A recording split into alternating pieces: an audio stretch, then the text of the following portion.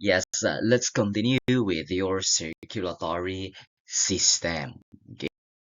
Yes, last time we talked about your general plan of the walls of your blood vessels, together with, of course, your arteries, your elastic arteries, and then your conducting arteries. This time, let's take a look at the walls of your arterioles. Your tunica intima of your arteriole has a vascular endothelium. Of course, a vascular endothelium and then a subendothelial connective tissue. Of course, there's still a basement membrane present.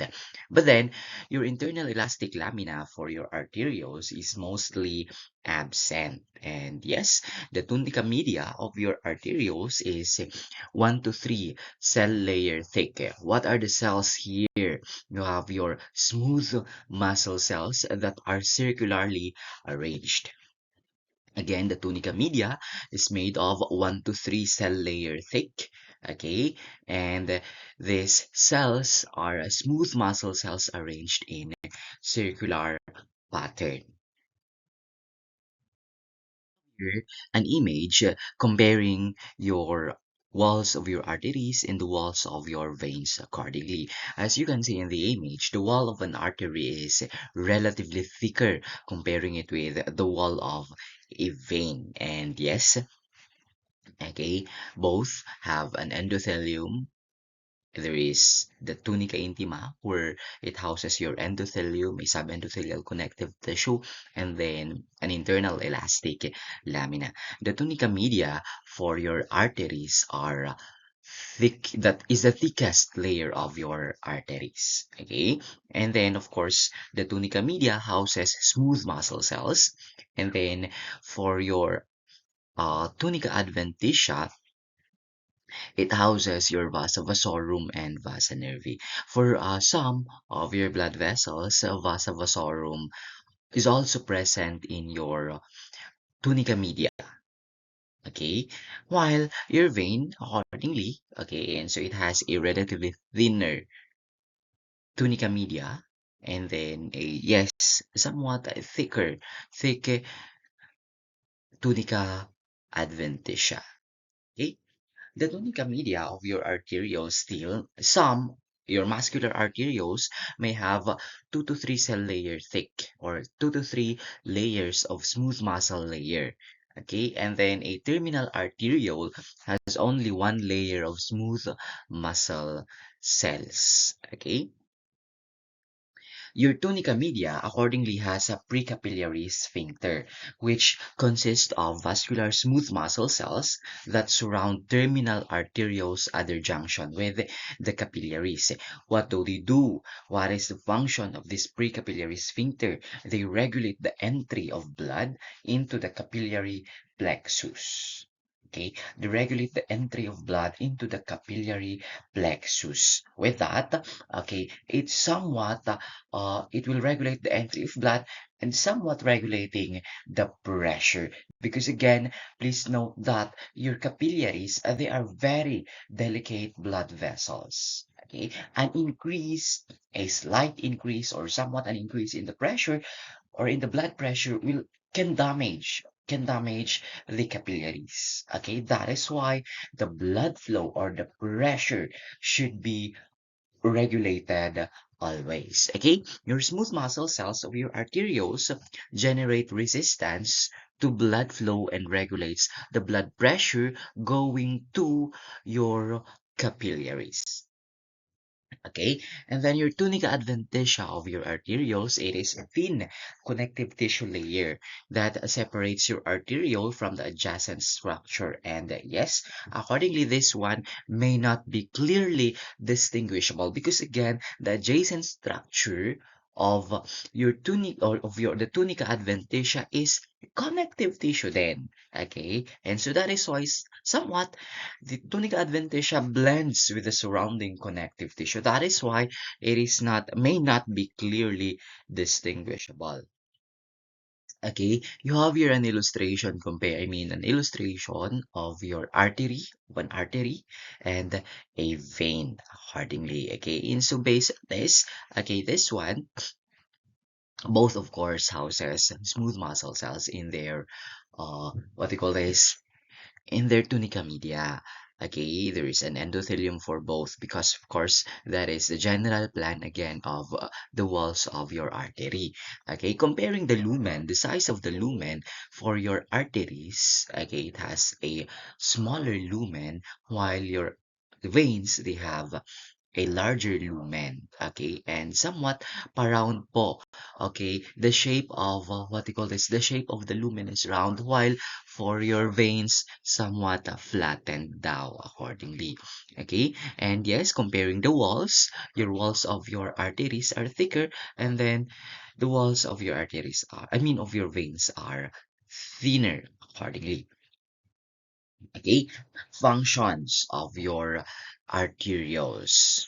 Okay, they regulate blood flow through the capillary plexus with the help of your precapillary sphincters. Please note that your smooth muscles present in the blood vessel can relax. Okay, they can relax to change their diameter, the diameter of the lumen. And yes, your arterioles regulate blood flow into the capillary plexus by adjusting the diameter and controlling your precapillary sphincters. Okay, these precapillary sphincters, they act like gates at the entrance of capillary beds. Okay, they act like gates at the entrance of capillary beds. Okay, and so yes, like gate, fully open the gate, then there is an increase in, I mean, there is a rush of blood. Ganon. Okay, and so they act like gate. Your precapillary sphincters, they are rings of smooth muscle that are located at the junction between the arterioles and the individual capillaries. Okay, with that, in relation to your precapillary sphincters, when the sphincters contract, they close off the blood flow to specific capillaries. They close off the blood flow to specific capillaries. When the sphincters relax, okay, they open, they open the capillaries to receive blood accordingly, okay. And yes, as for that, your arteriole can has the capacity to increase vascular resistance to blood flow and thereby enhances blood pressure. That is for your function of your arteriole. Okay, this one is what you call this, a table showing you the layers of your elastic arteries. Okay, you have your tunica intima, you have your endothelium with Weibel pallid bodies. Your Weibel pallid bodies here. This is these are the these are the bodies present in your endothelium that is capable or that will secrete your von Willebrand. Ganyan. In your tunica media, you have fenestrated elastic membrane, smooth muscle. Okay, and then tunica adventitia, you have the following also. Let's take a look at your or your distributing, or otherwise known as your muscular arteries. The tunica intima, it has endothelium still, and then the following, the tunica media, how up to 40 layers, comparing it with the other, no, with your elastic artery, okay? The tunica adventitia, we have a thin layer of fibroelastic connective tissue. Vasa vasorum may not be prominent. Lymphatic vessels and nerve fibers are present somewhat. Okay, and then you have your arteriole. Your arteriole, it has a tunica intima, a tunica media, and then a tunica adventitia still. Okay, that is for your arteries. Okay, this one is an image or a histologic image showing you your veins and your arteries. Okay, of course, let's start from the lumen. This is the lumen. Okay, this is the lumen of a vein. Again, comparing the shape of the lumen for a vein, it is somewhat collapsed. Okay, somewhat collapsed po ito. For an artery, it is round. Okay, still there is what they call this, an endothelium, okay, present. There is an endothelium, a subendothelial connective tissue, an internal elastic lamina, and then your this one, okay, is your tunica media, and then you have your external elastic lamina separating your media, and then the adventitia. Okay, Comparing again the size of the vessel wall or the thickness of the vessel wall, your artery has a thicker vessel wall, it's a thicker wall. Okay, comparing it with your vein. Still, for your vein, you have tunica intima that houses your endothelium, a tunica media, and then a tunica adventitia. Okay, let's take a look at your capillaries. Your capillaries here they accordingly form a network that connects arteriole with the venule and nourishes the tissue.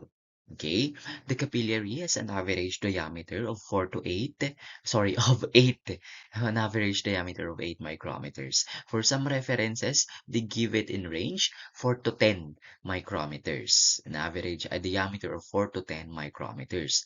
And yes, this is just a nice to know that the human body has approximately 50,000 miles of capillaries. And yes, your capillary lumen at some place is narrower than the diameter of your red cells, of your red blood cells. That is why when your red blood cells will pass through this narrower capillary lumen, your red blood cells need to get folded on themselves for them to pass through these narrower capillaries. Okay, and yes, please note that your capillaries consist of an endothelium and its basement membrane. And yes, there is no tunica media and tunica adventitia in your capillaries. Okay, you have an endothelium and a basement membrane lang po. But then, please note that present in some of your capillaries, you have your pericytes. Pericytes are present in some of your capillaries. Okay, your capillaries can be classified into continuous, fenestrated, and discontinuous or sinusoids. Okay, your continuous capillaries, the edges of your endothelial cells fuse completely with adjoining cells by tight junctions. Okay, your tight junctions here they restrict passage of large molecules. Okay, so somewhat there is completely, I mean, yeah, they are attached completely with each other. The endothelial cells are attached completely with each other. That's why, also, sorry, the basement membrane completely surrounds the endothelium. In the basement membrane, there is no fenestrations or there is no pores, there is no spaces in the basement membrane. With this, how is the exchange of fluids in your continuous capillaries? Kasi nga sabi natin, in your capillaries, that is a site of gas exchange and nutrient exchange. So paano po? Exchange of nutrients takes place through the cytoplasm of the endothelial cells. Okay? This one is an illustration of a capillary. Okay, this one is an illustration of a continuous capillary. Please note, please check, okay, this blue stain, this blue colored here, that is the basement membrane. This is the basement membrane. And sabi natin kanina, there is no spaces or it completely, okay, surround your uh, your endothelium. The basement membrane completely surround the endothelium. No spaces, no pores for a continuous capillary. Okay, and so for this one, okay, your pink, okay, somewhat or pink or purple stain here. Okay, this is your endothelium. Okay, this is an endothelium. Please note that accordingly, for small blood vessels, a single endothelial cell can encircle a small blood vessel as evident in this one, no? Okay, and so this one, it is a single endothelial cell, diba? It is a single endothelial cell. It has only one nuclei. It can encircle, diba? It can encircle a single small blood vessel. Okay, this is an endothelium and it has a single nucleus. Okay, and so this is a red cell passing through. Please note that these are not pores accordingly. These are not pores. Okay, your continuous capillaries, the endothelial cells of your continuous capillaries show penocytic vesicles. Okay, they show pinocytic vesicles in the cytoplasm. These pinocytic vesicles, they are responsible for the exchange of substances. Okay? Tissue location of your continuous capillaries, you have the connective tissue, muscles, skin, lungs, and the CNS. Okay, let's take a look. Your fenestrated capillaries. Your endothelial cells have numerous circular openings. Okay, the circular openings are closed by non-membranous diaphragm that consist of a thin layer of cytoplasm and a basal lamina. Please note that for the size of the fenestration, it is usually 50 to 80 nanometers. 50 to 80 nanometers. And the fenestrations again are developed because of pinch-off process of pinocytosis. Again, there is a pinch-off process of pinocytosis. Thereby, the thin endothelium loses its portion on pinocytosis, leaving behind pores. Okay, leaving behind pores. Okay, the basal lamina, there is the fenestrations. There, may mga butas-butas po sa endothelium, in the endothelial cells. But then, the basal lamina, the basement membrane is continuous and covers the entire capillary. That is why, saan po ang may butas? Sa endothelium. Wala pong butas ang basement membrane. Wala pong fenestrations, wala pong opening sa basal lamina. Okay? Tissue location, renal glomeruli, pancreas. Okay, your top of capillaries, yes, fenestrated po yun. The pancreas, endocrine glands, intestinal villi, choroid plexus, ciliary process of the eye, and the gallbladder. These are tissue locations of your fenestrated capillaries. Okay, this one is an illustration of a fenestrated capillary. Okay, of course, this is the basal lamina. Okay? Wala pong butas, wala pong spaces dito sa basal lamina. Okay? And in this one, this is your endothelium. Okay, this is already the cytoplasm of your endothelium. This is the nuclei of the endothelial cell, 'di ba? Okay, and so yes, evident here you have pores due to the pinch-off process of your pinocytic vesicles. Of course, this is a red cell still. Okay, yeah, so yes, this is for your what they call this. This is for your fenestrated capillary. Okay, ganyan po siya. Still, this is made of a single. Okay, and so ito po, single endothelial cell. Single endothelial cell po ito. 'Di ba? You only have one nuclei. This is the nucleus. And yes, this is the cytoplasm. Okay. This is the cytoplasm of your uh, endothelium. And yes, you have the fenestrations. You have the fenestrations. Okay? Your discontinuous capillaries, these are large irregular gaps. There are large irregular gaps present in the wall. Okay? Your endothelial cells have large pores or slits, and most are not closed by the basal lamina because the basal lamina is also there is also pores in the basal lamina. The basal lamina is not complete. Parang ganon. Okay, with this, your discontinuous capillaries, they provide a chance of exchanging of bigger molecules easily. Tissue location of discontinuous capillaries, liver, spleen, lymph nodes, or sinusoids kasi, di ba? Other term, sinusoids. Kaya may maririnig kayo, the liver sinusoids. Ganon. Splenic sinusoids. Your liver, spleen, lymph nodes, bone marrow, endocrine glands, like your adrenal cortex, parathyroid gland, mga ganyan. Okay, carotid bodies, accordingly, are is also a location of a discontinuous capillary. Okay, and so please note that in the liver, Okay, your sinusoidal wall shows two special cells. You have your Kupffer cells. These are your phagocytic cells. They are phagocytic cells. And then your I2 cells, they are vitamin A storing cells. Okay, please note that in the spleen, the endothelial cells have unique elongated shape and have gaps between the adjacent cells. Okay, this one is an illustration of a sinusoidal or a discontinuous capillary. Okay, sinusoidal or discontinuous capillary. Okay, there are large pores, may mga malalaking butas. Okay, and so this is the endothelium.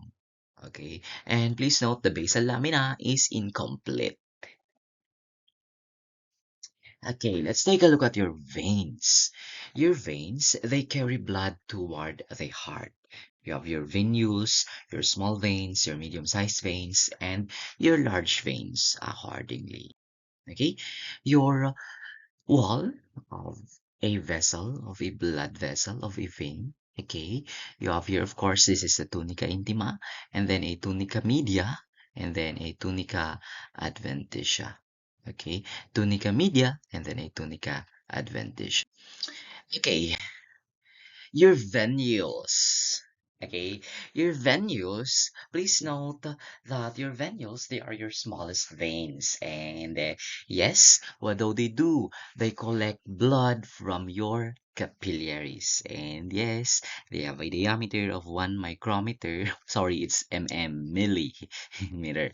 They have 1 millimeter or less accordingly. And yes, please note that your smallest veins, they are lined by endothelium and pericytes. Okay, for your postcapillary venules, they have 10 to 50 micrometer in diameter, and same, they receive blood from capillaries. Your muscular venules, 50 to 100 micrometers in diameter, and they have 1 to 2 layers of smooth muscles, and they are surrounded by a thick layer of connective tissue. Your medium-sized veins, 1 to 10 mm in diameter, and they show a poorly identifiable three layers of the vessels. You have a tunica intima, poorly identifiable, accordingly, tunica media and tunica adventitia. The tunica intima houses your endothelium, a basal lamina, a thin subendothelial connective tissue, and a discontinuous internal elastic lamina. Your medium-sized veins, tunica media, they are thin and consist of few layers of smooth muscle cells. Okay. Accordingly, your tunica adventitia is a thick layer of connective tissue containing collagen and elastic fibers. Okay. There are valves in the lumen, and these ones will prevent the retrograde flow or backflow. Again, your venous valves are more, okay, venous valves are present more in the veins of the lower extremities to counteract the effect of gravity. You have more venous valves dito sa may paa na portion. Okay? And so, accordingly, your medium-sized vein accompany medium-sized arteries. For example, your radial vein, they accompany an artery. There is a radial artery. Ganon. You have a tibial vein. Again, your medium-sized vein accompany medium-sized arteries. Okay? Your large veins, you have a diameter of greater than 10 millimeters. And yes, you have tunica intima, well developed, tunica intima, tunica media, and tunica adventitia. Okay, your large veins, the tunica intima consists of vascular endothelium, basal lamina, and a thin subendothelial connective tissue. The subendothelial connective tissue contains few smooth muscle cells. Few smooth muscle cells.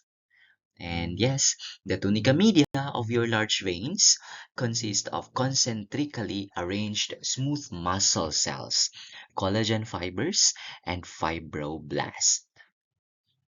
And please note that the boundary between your tunica media and tunica intima is difficult to point out. or difficult to identify. Okay, your tunica adventitia, accordingly, this is the thickest layer of a large vein. In contrast, sa capillaries, sa arteries, the thickest layer of your arteries is the tunica media. Okay, dito naman kay large vein, you have the tunica adventitia. And yes, it consists of longitudinally arranged smooth muscle cells, and they contain collagen fibers, elastic fibers, and fibroblasts. Okay, this one is an illustration or a wall of a large vein, a histologic illustration image. Of course, you have the endothelium here. Okay, you have the endothelium. You have your endothelium, a subendothelial connective tissue. Accordingly, your subendothelial connective tissue, it houses few smooth muscle cells. Okay, you have your subendothelial, di ba? And then you have your tunica media. This is your tunica media, which houses smooth muscle cells, mostly. And then you have the tunica adventitia. Again, tunica adventitia for your large veins is the thickest layer. Okay? And so you have the following. Okay? You have your smooth muscle fibers in the longitudinal section. Okay, dito naman is in what we call this smooth muscle cells in your tunica media arranged in circular, circular uh, fashion naman. Okay, dito circular, dito naman kay tunica adventitia, longitudinal, and you have vasa vasorum, a blood supply. Okay, you also have vasa vasorum. Okay, in your tunica adventitia. Okay, your large veins. Let's take a look at this one again is a summary actually of the walls of your vessels. Your large veins, you have an endothelium, a basal lamina, valves in some, and then subendothelial connective tissue for your tunica intima. Tunica media, you have connective tissue, smooth muscle cells. And then tunica adventitia, you have the following. Again, thickest po your tunica adventitia in your large vein. Okay, medium and small vein. The tunica intima houses an endothelium, a basal lamina, and the following. Tunica media, reticular and elastic fibers, some smooth muscle. Okay, and then tunica adventitia, collagen layer, and fibroblast. Venules, endothelium, okay, and then there are parasites. For the tunica media, sparse connective tissue, and then tunica adventitia, collagen, and a few fibroblasts. Okay, let's take a look at your heart. Your heart is a muscular pump with four chambers. Your chambers are your atrium, the right and left, and the ventricles, the left and right ventricles. Okay, your atria, they are the receiving chambers. They receive blood from the systemic and pulmonary venous circulations, and your ventricles, they pump blood into the systemic and pulmonary arterial circulations. Your ventricles, they are the pumping chambers. Your atrium, the two atria, they are receiving, okay, receiving chambers. And then the ventricles, they are the pumping chambers. Okay, you have here actually an illustration of your heart. You have your atrium right and left.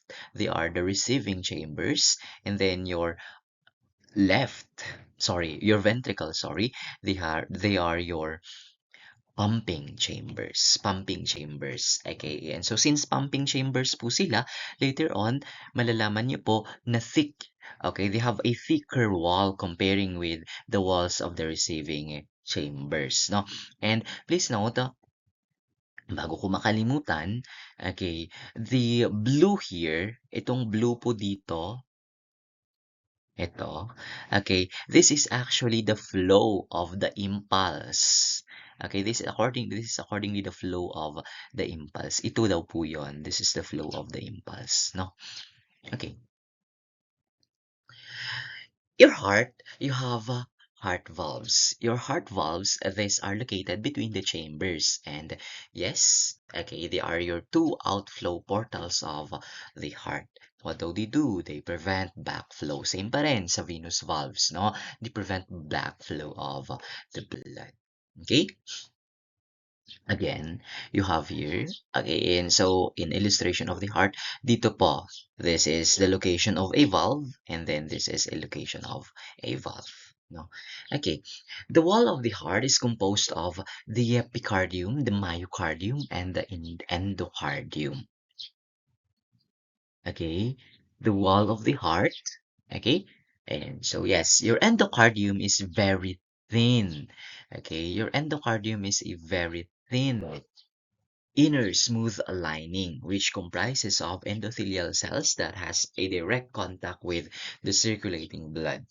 And yes, the endocardium of the endocardium the endocardium is thickest in the atria and thinnest in the ventricles. Okay? Sabi ko kanina, mas makapal sa ventricle, sa pumping chamber, no? Ang wall. But then, kapag endocardium lang po ang pinag-uusapan natin, it is thickest in the atria and thinnest in the ventricle. Okay? Please note that increased thickness is due to almost entirely to a thicker fibroelastic middle layer. And yes, you have accordingly localized areas of endocardial thickenings, okay, which are, I mean, particularly in the atria.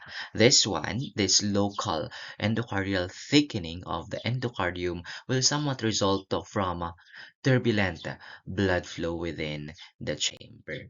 Okay, your outermost layer of the endocardium. Okay, so accordingly, your endocardium has layers. Okay, it has layers. Let's take a look at the outermost layer of the endocardium. Okay, your outermost layer of the endocardium is the layer that is in direct contact with the myocardium. And yes, it is irregularly arranged. It has an irregularly arranged collagen fibers that merge with the collagen surrounding the adjacent cardiac muscle fibers. Okay, accordingly, some Purkinje fibers are present in this outermost layer of the endocardium. Okay, the middle layer of the endocardium is the thickest endocardial layer. Again, your endocardium, this endocardium is a layer of the blood vessel. I mean, of the heart. Okay, you have endocardium, myocardium, and epicardium. Your endocardium has layers also. You have an outermost, a middle layer, and then the innermost layer. Okay, the middle layer is more regularly arranged has more regularly arranged collagen fibers with variable numbers of elastic fibers. And yes, they are compact and arranged in parallel in the deepest part of the layer. And then the innermost layer of the endocardium, which is accordingly, they are continuous with the endothelial cells lining the vessels entering and merging from the heart, no? Your innermost endocardium or layer of the endocardium. And yes, it has a direct contact with the blood flow or with the blood, with the circulating blood. Okay? It is made of your flat endothelial cells. Endothelium pa rin po yun. Simple squamous epithelium. Okay? This one is an illustration of the heart wall. Okay, this is located between the chambers, no? Okay, this is a histologic portion from the chambers, between the chambers. Okay, this is your endocardium, and then you have your myocardium, and then an epicardium. Okay, sorry, this is a myocardium pa rin. Okay? And so yes, you have your endocardium here. Okay, endocardium. Itong red na ito yung, this pink one. Okay, they are the nucleus of the endothelial cells. No? Okay, of course, smooth muscle. Sorry, it's not smooth. Cardiac muscle po tayo ngayon. This time, please note, kapag heart pa ang pinag-uusapan natin, cardiac muscle cells po ang present. Okay, sorry for that. Okay, another illustration, another image. Okay, yan po siya. Okay, you have the endocardium, you have a subendocardial connective tissue, and then you have your cardiac muscle cells.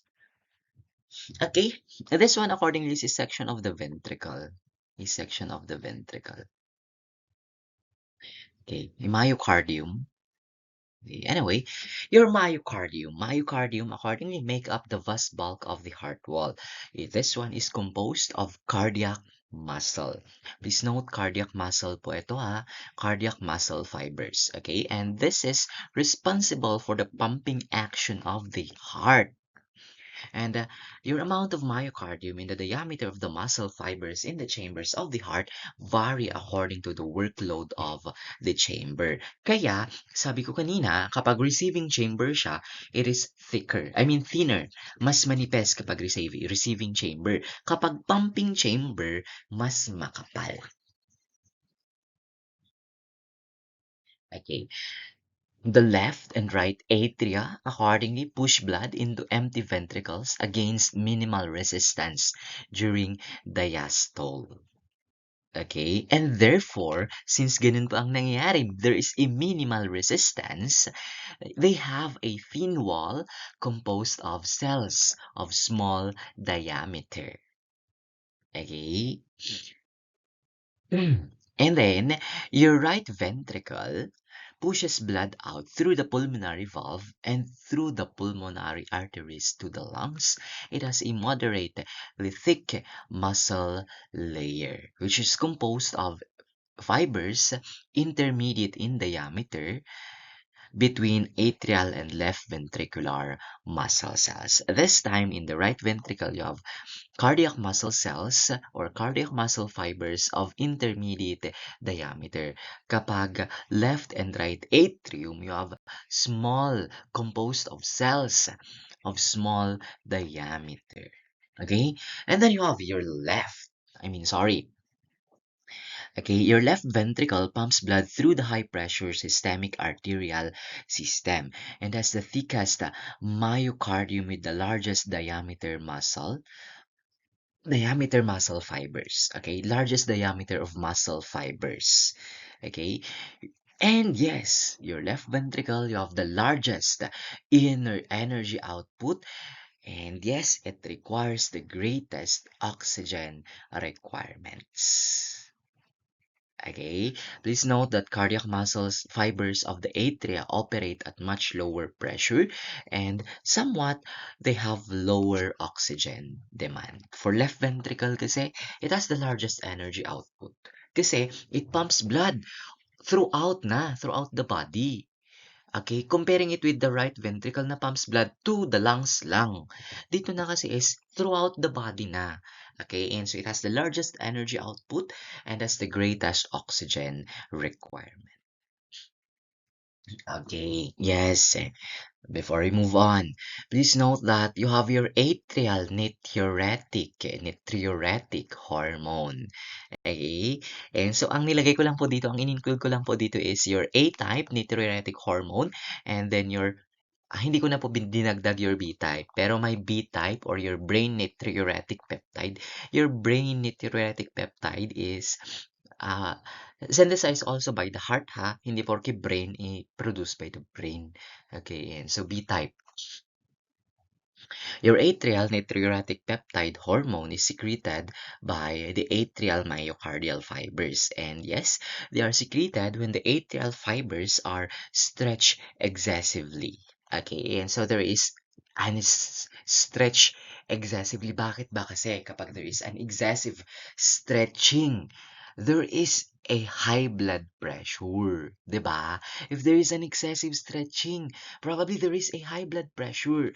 Okay? What will this do?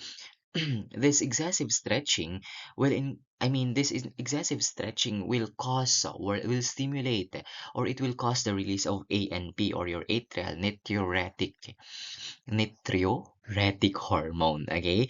And this one, your ANP or your A type, your ANP will increase the excretion of water. Kasi if there is an increase in blood volume, mag-i-increase din kasi ng pressure. Okay, kaya kapag ganun ang nangyayari, increased blood volume, Mas-stretch ng bonggang-bongga, mag-increase ang pressure. Okay? What is the function of your ANP? It will increase the excretion of water in sodium and potassium ions by the DCT of the kidney, distal convoluted tubules. Okay? Thereby, it will decrease the blood pressure by inhibiting renin secretion by the kidneys and aldosterone secretion by the adrenal glands.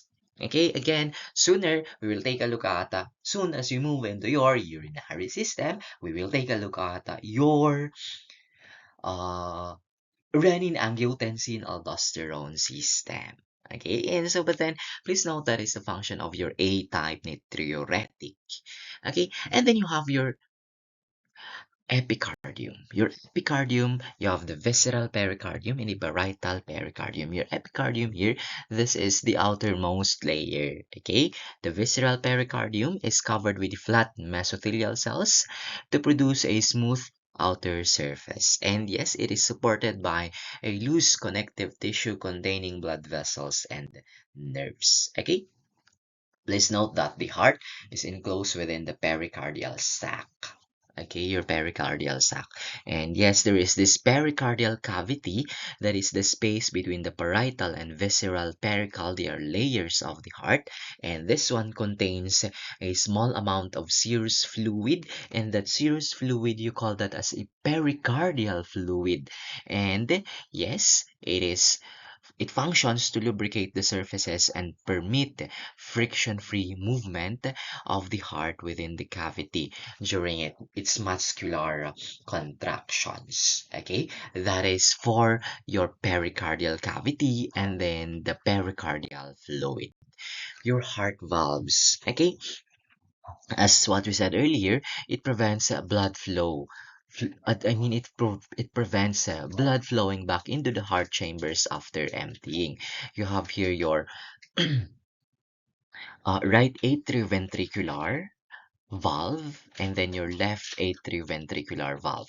Your right atrioventricular valve, or this one is otherwise known as tricuspid valve, is the valve between the right atrium and the right ventricle, while your left atrioventricular valve or your bicuspid valve or your mitral valve is the valve between the right atrium and left ventricle. Okay, again, they function to prevent blood flowing back into the two ventricles. Okay, your pulmonary valve between the right ventricle and the pulmonary artery, and then your aortic valve between the left ventricle and the aorta. Both of these, they prevent blood flowing back into the ventricles. Okay, your what do you call this? Your heart valve, they have layers also. You have this fibrosa. This one is a dense connective tissue that provides structural support. Your spongiosa, this is a loose connective tissue acting as a shock absorber. And then your ventricularis, this is your elastic, made of elastic and collagen fibers on the side facing the ventricles. Okay, yes. This one, your what you call this, your fibrosa is covered by outer layer of flat endothelial cells pa rin. Okay, and so again, so somewhat all of the heart is covered by a endothelial cells, by a layer of endothelial cells. Okay, let's take a look at your conduction system of the heart. Okay, your conduction system, okay, and so rhythmic contraction of the heart depends on the impulses generated by the heart itself, no? Okay, your autonomic nervous system can control the rate of the heartbeat, and then your sympathetic stimulation will increase it accordingly. Please note that stimulation of the vagus nerve will slow the heart rate. Okay, yes, your conduction system, it is made of your muscle fibers. And then you have your SA node, AV node, and then you have your bundle of His, and then Purkinje fibers. Okay, your conduction system, your muscle fibers, they are modified to act as transducers rather than contractile cells. Okay, they are transducers rather than contractile cells. Okay, let's start with the impulse. The impulse is initiated at the sinoatrial node. Okay, the impulse is initiated kasi yon, no? At the sinoatrial node. Okay? And yes, please note that your sinoatrial node acts as a pacemaker and stimulates your atrial contraction. Okay? Your impulse initiated at the sinoatrial node will initiate the contraction of the ventricle. Okay? Kaya, sabi niya dito, your sinoatrial node is, the impulse initiated at the sinoatrial node is passed through the atrium to the atrioventricular node or your AV node. And this one will initiate the contraction of the ventricle. Okay? And so your atrioventricular node will branch out. Okay? The main bundle will branch out into right and left branches.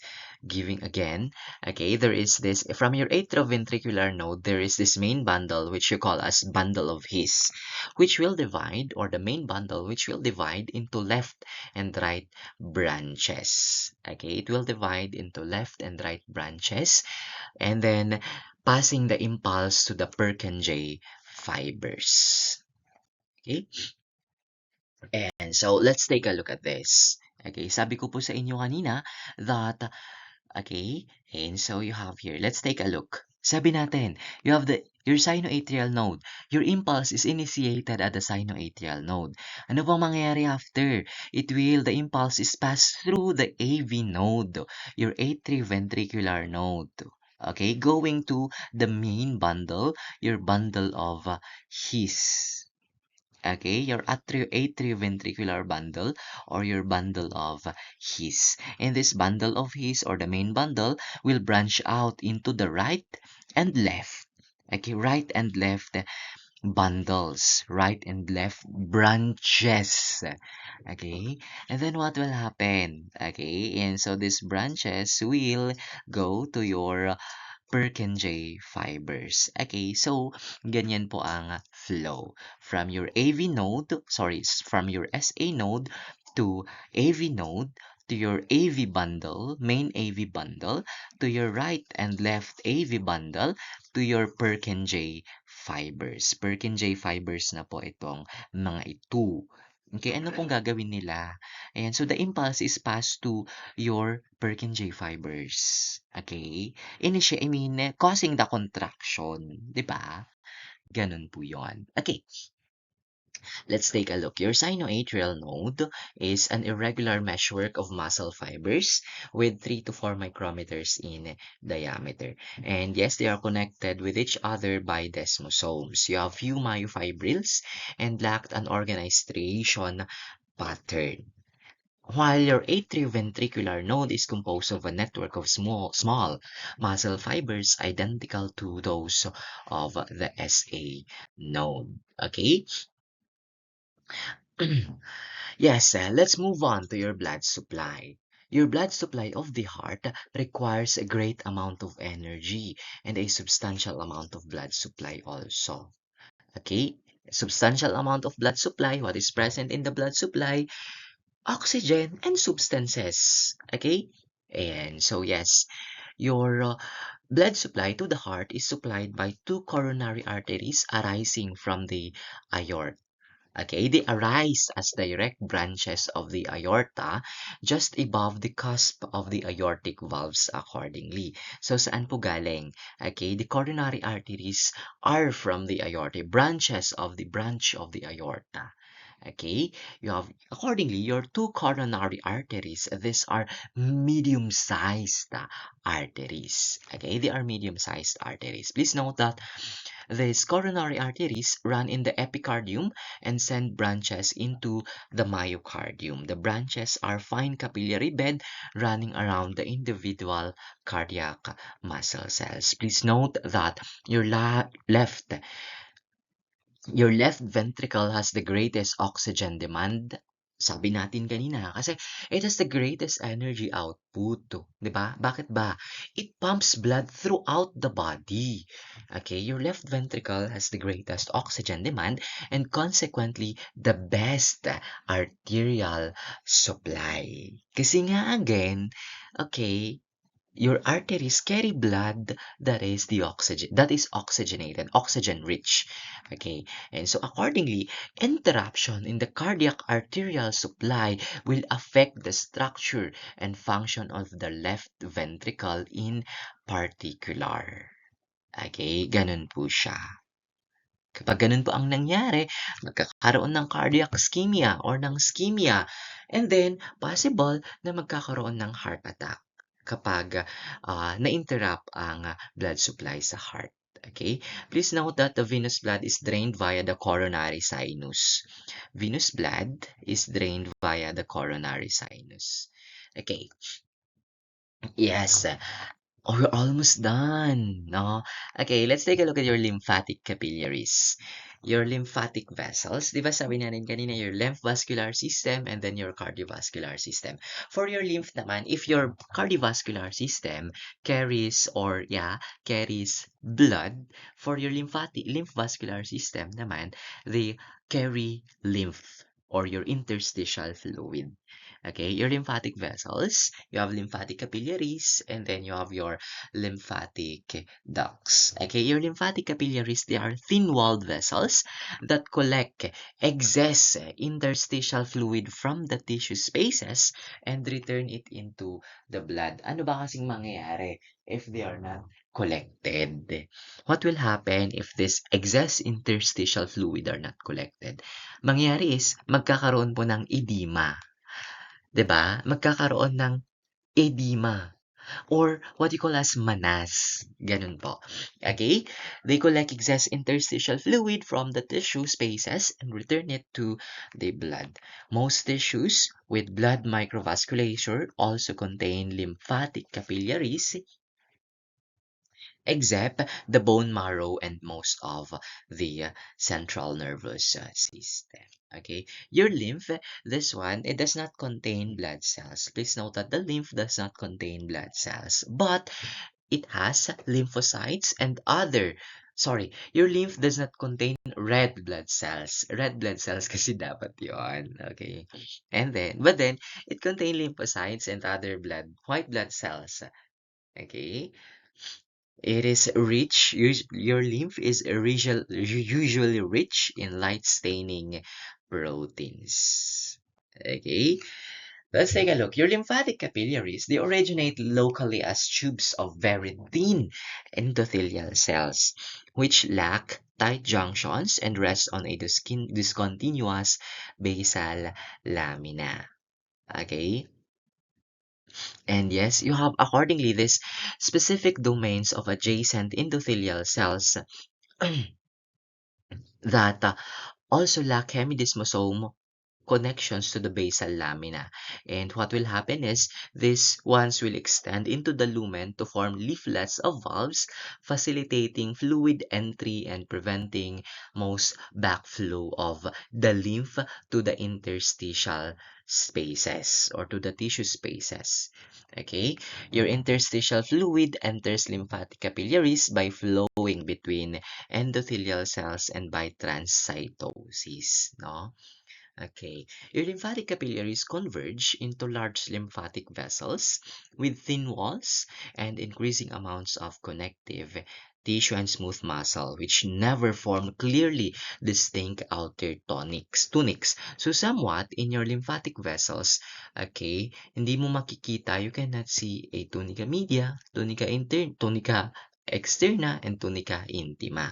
Okay, the lymphatic vessels have valves also. Okay, which comprise of complete intimal folds. Okay, accordingly, interposed in the path of these larger lymphatic vessels are lymph nodes. Okay, where lymph is processed by cells of the immune system. Okay, and yes, this lymphatic circuit.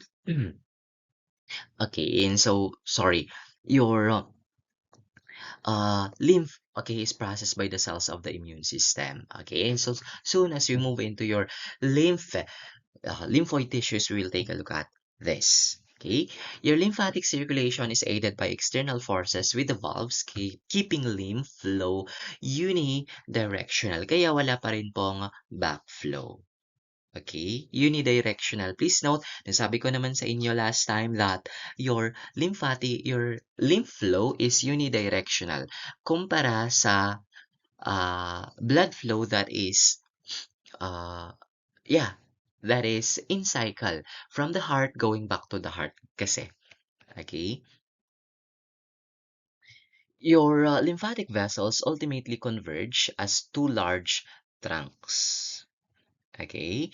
And yes, you have these large trunks. You have your thoracic duct and your right lymphatic duct. They empty lymph back into the blood.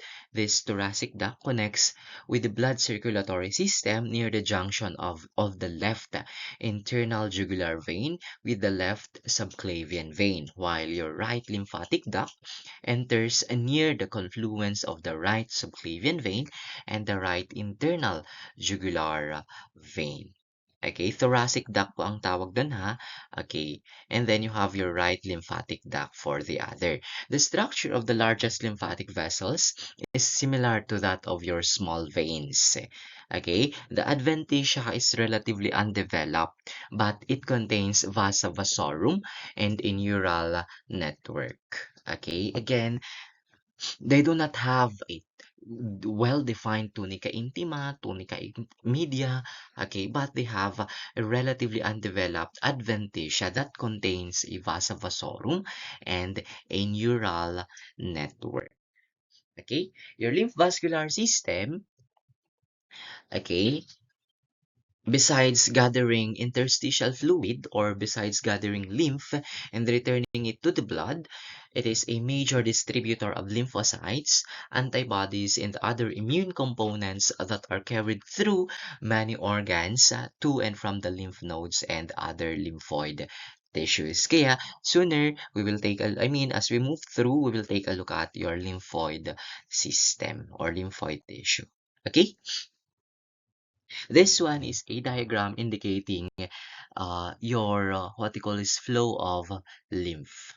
Okay, and so you have here your opening. Okay, you have here your opening of your endothelium or your endothelial cells. Okay, you have here your interstitial fluid or your lymph going to your lymphatic capillaries. Okay, the opening are held in place by anchoring filaments containing elastin. Okay, and yes, the interstitial fluid enters primarily via the openings, okay, in your endothelial, in your endothelium. And yes, you have the endothelial folds that prevent backflow of lymph into the tissue spaces. Okay, lymphatic endothelial cells are typically larger than those of of endothelial cells present in the capillaries. Okay, and so yes, if there is an accumulation of fluid in the tissues or accumulation of interstitial fluid or lymph, magkakaroon po ng manas. Okay, magkakaroon po ng manas. Okay, this one is an illustration showing you your arteries and then your lymph vessels. Okay, and so this one accordingly is a lymph. Okay, and so yes, that's it for your circulatory system. You have your cardiovascular system and then your lymph vascular system. Thank you. Okay, and so yes, this has been Gael, reminding you to live fully, love deeply, laugh often, keep learning, and never forget to enjoy the ride. Okay, thank you so much.